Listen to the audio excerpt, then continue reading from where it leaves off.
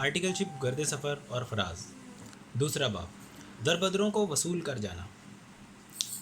Firm अगले दिन सुबह 9 बजे पहुंचना था और जहन अजीब कश्मकश में मुब्तला था, क्योंकि दोस्तों और सीनियर से आर्टिकल शिप के हवाले से बहुत से किस्से सुन रखे थे। जैसे काम बहुत होता है, बेइज्जती बहुत होती है, रातों को जाग जाग कर काम करना पड़ता है, इंसान दोस्तों तो क्या घर वालों से कट के रह जाता है, मशीनी ज़िंदगी हो जाती है और तरह तरह की बहुत सी मुख्तलिफ बातें जहन नशीन थी।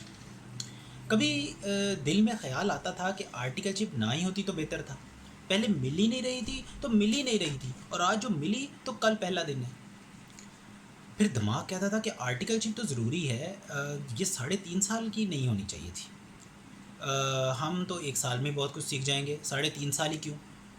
दिलो दिमाग की इस कशमकश के साथ साथ सबसे बड़ा ख़तरा सर पर यह मंडला रहा था कि 3.5 साल गुजारने के लिए कम अज़ कम 3.5 साल का ही अरसा दरकार होगा। फिर अपने सीनियर से हौसला मिलता कि उन्होंने तो हमसे पहले साबका कानून के मुताबिक 5-5 साल की आर्टिकलशिप की है, तो हम क्या सिर्फ 3.5 साल की आर्टिकलशिप नहीं कर सकते। फिर सोचा कि आखिरकार 3.5 साल ही हैं, गुजर ही जाएंगे, बल्कि ये तो सिर्फ 3.5 साल हैं। मुग़लों ने तो बरे सग़ीर पर 1000 साल हुकूमत की थी। फिर ख़ुद से ही कहा कि उन्होंने तो हुकूमत की थी, कोई आर्टिकलशिप थोड़ी की थी। ऐसे में फराज साहब बोले, मैंने आगाज़ से अंजाम सफ़र जाना है, मैंने आगाज़ से अंजाम सफ़र जाना है, सबको 2-4 कदम चल के ठहर जाना है। आर्टिकलशिप के 3.5 साल गुजारने के लिए हमने ये भी सुन रखा था कि फ़र्म में ऑडिट डिपार्टमेंट में चले जाएं तो कम से कम ये आसानी रहती है कि ऑडिट के दौरान क्लाइंट के ऑफ़िस पर वक्त गुजर जाता है, और कभी कभी तो महीनों भी क्लाइंट पर ही गुजर जाते हैं। इसीलिए रोज़ फ़र्म में आना नहीं पड़ता, क्लाइंट पे जाएं, काम करें और फिर ऑडिट मुकम्मल करके फ़र्म वापस आ जाएं। कुछ दिन फ़ाइलें चेक करवाएं और फिर अगले ऑडिट पर रवाना हो जाएं। हाँ, फ़ाइलें चेक करवाने के दौरान कुछ इज़्ज़त अफ़ज़ाई ज़रूर तयशुदा है, मगर उसका दुरानिया ज़्यादा से ज़्यादा इतना ही होता है जितनी देर आप फ़ाइलें चेक करवा रहे हों।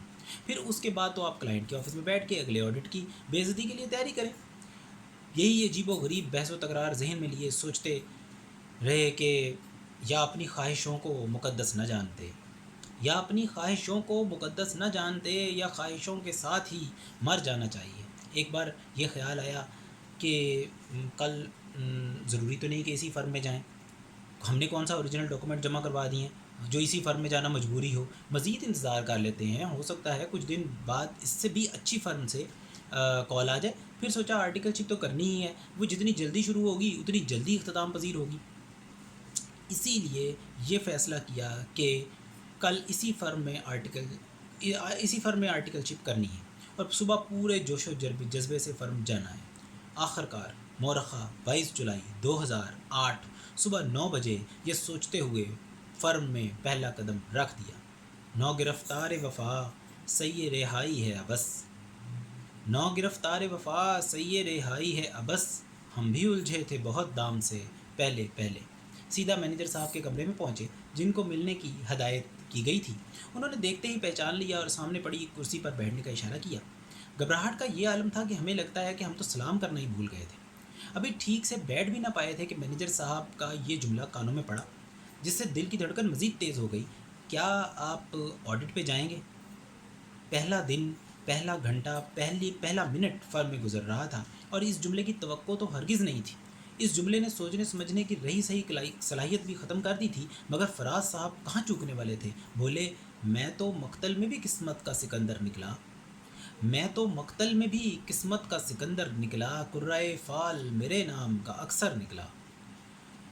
ये सवालिया जुमला दरअसल हुक्मिया जुमला था, इसीलिए इसके जवाब में इनकार करने की हरगिज़ गुंजाइश न थी। सो हमें पता भी न चला कब इकरार में सर हिल गया और अगला जुमला जो पहले से भी ज़्यादा कारी था हमारे कान में पड़ा।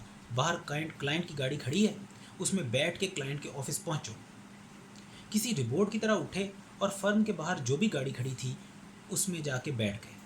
ये भी ना सोचा कि तस्दीक कर लें कि गाड़ी क्लाइंट की भी है या नहीं।